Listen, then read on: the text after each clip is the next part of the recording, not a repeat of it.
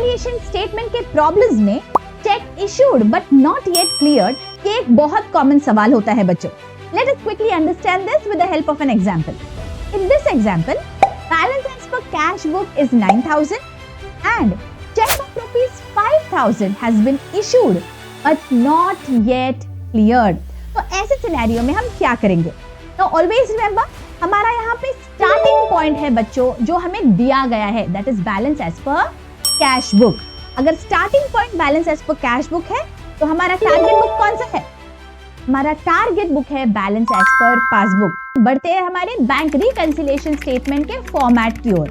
हमें दिया गया है balance as per cash book. It is a favourable balance, it is a debit balance. तो हमारे प्लस कॉलम में हम लिख देंगे 9,000. Now we have been given cheque of rupees 5,000 is issued but not yet cleared. अब बच्चों, this is our cash book and this is our passbook.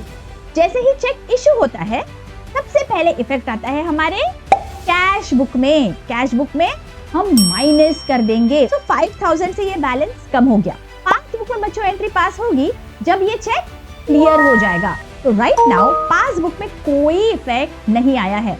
अब हमारी टारगेट बुक कौन सी है? पासबुक है.